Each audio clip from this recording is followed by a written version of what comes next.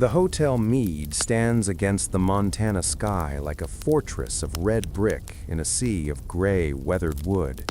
It is the most imposing structure in Bannack, a monument to a time when the town believed it had a future that would last forever.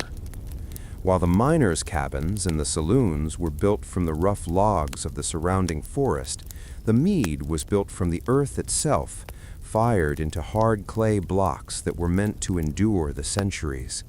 It sits at the end of the main street, watching over the ghost town with a silent dignity that is both majestic and unsettling. To walk up its steps is to cross a boundary between the wild frontier and the attempts at civilization that ultimately failed. The building has worn many faces over the years, serving first as a courthouse where the laws of the territory were handed down, and later as a hotel where weary travelers sought refuge from the cold.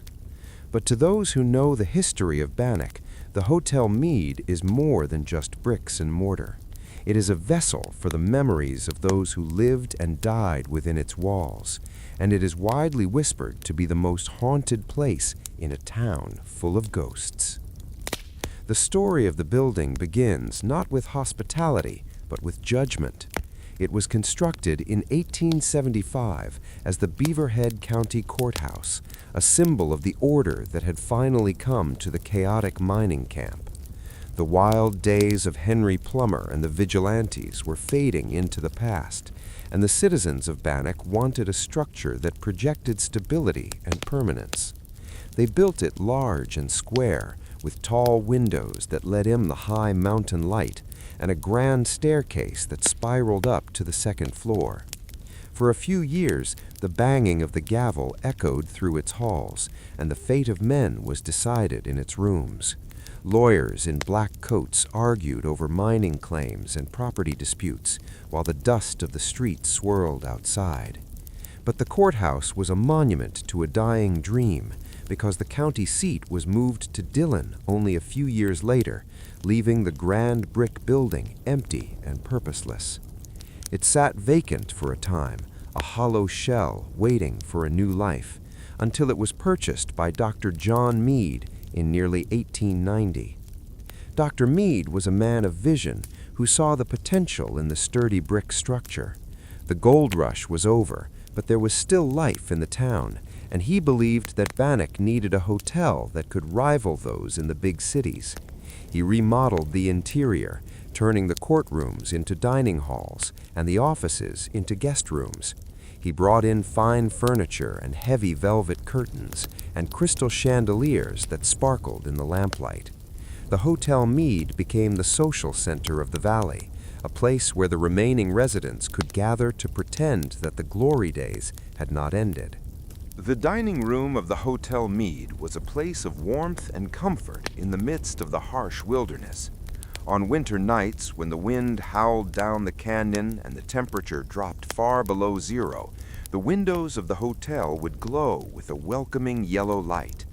Inside, the tables were set with white linens and silver cutlery, and the air smelled of roasting meat and baking bread. The sound of a piano would drift through the halls, mingling with the laughter of the guests and the clinking of glasses. It was a sanctuary of civilization, a place where a man could wash the dust of the mines from his throat and a woman could wear her finest dress. For a brief moment in time, the Hotel Meade was the beating heart of Bannack, a defiant spark of life against the encroaching darkness. But a hotel is a place of transience, where lives intersect for a moment and then separate again, and it is natural that some of the energy of those passing souls would linger. The Meades saw the full spectrum of human experience, from the joy of wedding receptions to the grief of funerals. It was a place of arrivals and departures, and sometimes the departures were final. As the town continued its slow decline, the hotel began to feel more isolated. The guests became fewer, and the silence began to reclaim the hallways. The grand staircase, which had once felt welcoming, now seemed to stretch up into the shadows, leading to empty rooms where the dust motes danced in the stillness. The most enduring legend of the Hotel Mead centers around a young girl named Dorothy Dunn. She was a teenager who lived in the hotel with her family during the years when it was the center of the community. Dorothy was known for her spirit and her love of the outdoors, and she spent her days exploring the hills and the creek that ran through the town. One summer day in 1916, tragedy struck. Dorothy and her friends were playing near the dredge pond, which was a deep and treacherous body of water created by the massive mining machines that were tearing up the valley floor. In a moment of carelessness or misfortune, Dorothy slipped into the water. Despite the frantic efforts to save her, the cold, dark water claimed her life. She drowned just a short distance from the safety of the hotel. Her body was brought back to the Hotel Mead and laid out in one of the upstairs rooms. The grief of her family was a heavy shroud that settled over the building, dampening the laughter and silencing the music. It is said that her spirit never left the hotel. She had loved the building in life, and in death it became her eternal home. Over the decades that followed, visitors and caretakers began to report strange occurrences in the Hotel Mead.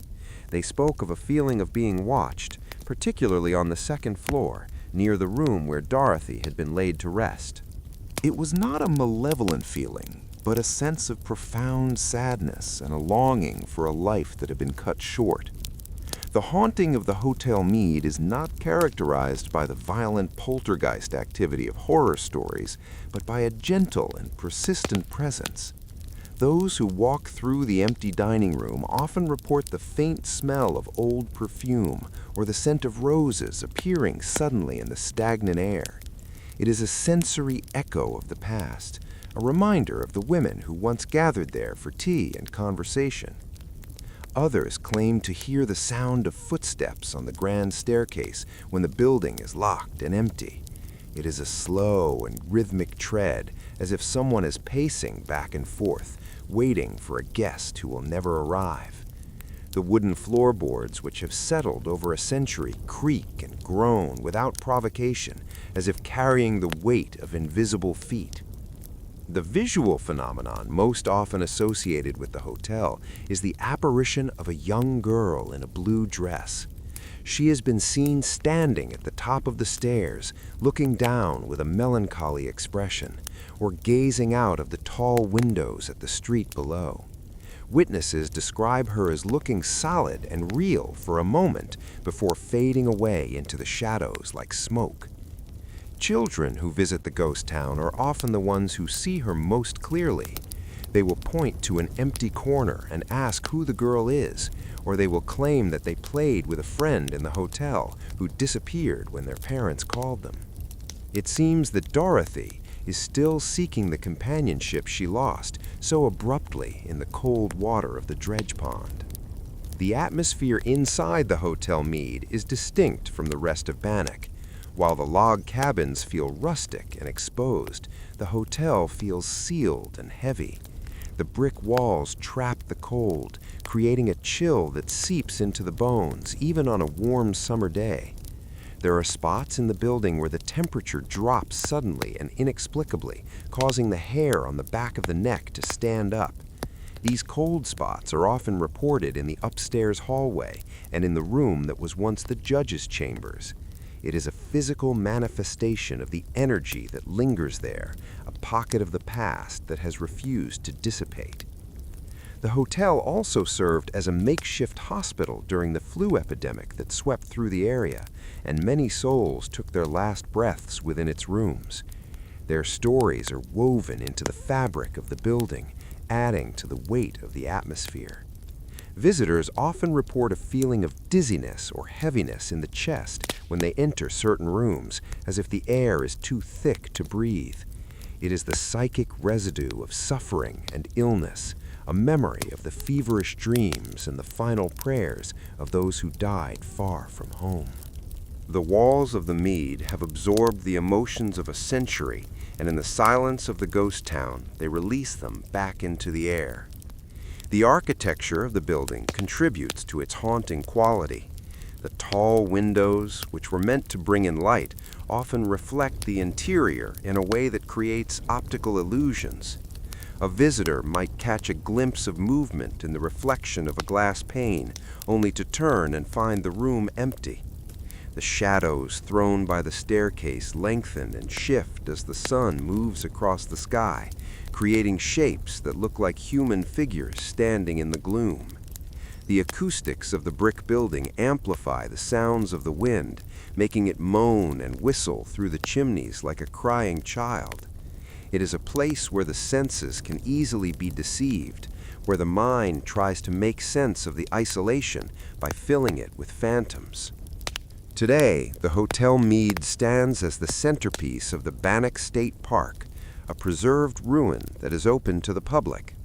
The furniture is gone, and the velvet curtains have long since rotted away, leaving the rooms bare and stark.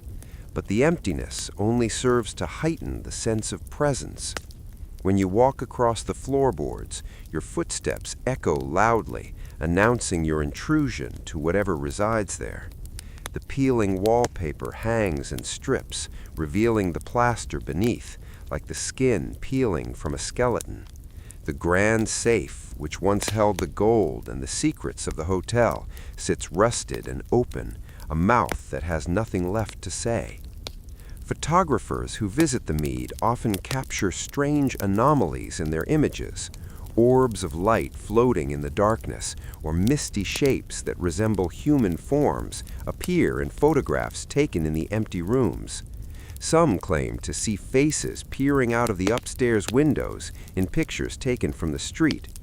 These images are shared and debated, fueling the legend of the haunting. Whether they are tricks of the light or genuine evidence of the paranormal, they speak to the power of the building to capture the imagination. The Hotel Meade demands to be noticed. It refuses to be just another abandoned building. The basement of the hotel is perhaps the most unsettling area of all. It was used for storage and later as a cool place to keep bodies during the winter months when the ground was too frozen to dig graves. It is a dark and cavernous space with a dirt floor and low ceilings. Few visitors venture down there, and those who do often retreat quickly, overwhelmed by a feeling of dread. It is the darkest part of the building, the place where the connection to the earth and the dead is strongest. The air down there is stagnant and smells of damp earth and decay, a scent that has not changed in 100 years. Despite the spooky stories, there is a tragic beauty to the Hotel Meade. It represents the ambition of the people who built it and their refusal to accept the death of their town. Dr. Meade tried to create a haven of elegance in a rough world, and for a time he succeeded. The haunting is, in a way, a tribute to that effort. The spirits that remain are those who loved the place, who found comfort within its walls, and who are unwilling to let go of the only home they knew. Dorothy Dunn is not a monster haunting a castle, but a lonely girl waiting for her family to return. In the quiet hours of the early morning or the late evening, when the tourists have gone and the park is closed, the Hotel Meade truly comes alive.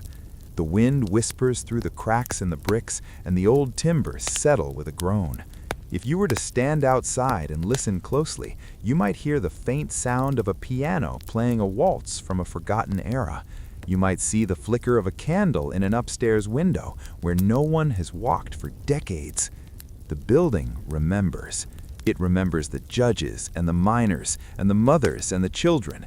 It holds their stories in its brick embrace, preserving them against the ravages of time. To visit the Hotel Meade is to step into a time capsule where the past is not dead, but merely sleeping. It is a place where the veil between the worlds feels thin and permeable. You walk through the doors and you are breathing the same air that the pioneers breathed. You are seeing the same view of the sagebrush hills that Dorothy Dunn saw before she went to the creek on that fatal day. The haunting is not meant to scare you, but to make you feel. It forces you to acknowledge the humanity of those who came before, to feel their hopes and their sorrows. The red brick of the hotel stands in stark contrast to the blue Montana sky, a landmark that can be seen for miles.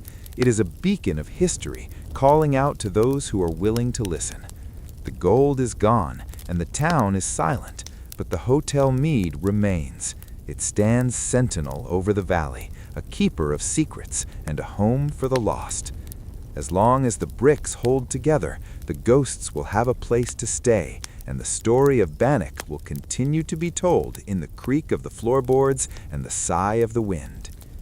The haunting of Hotel Meade is a story of love and loss and the enduring power of place. It reminds us that we leave an imprint on the places we inhabit, and that sometimes that imprint is strong enough to outlast death itself. The hotel is empty of the living, but it is full of life. It is a crowded house of memories, waiting for a visitor to sit and listen to the tales it has to tell. So, if you ever find yourself in the ghost town of Bannack, pause at the foot of the grand staircase and listen. You might just hear the soft footsteps of a girl in a blue dress coming down to greet you.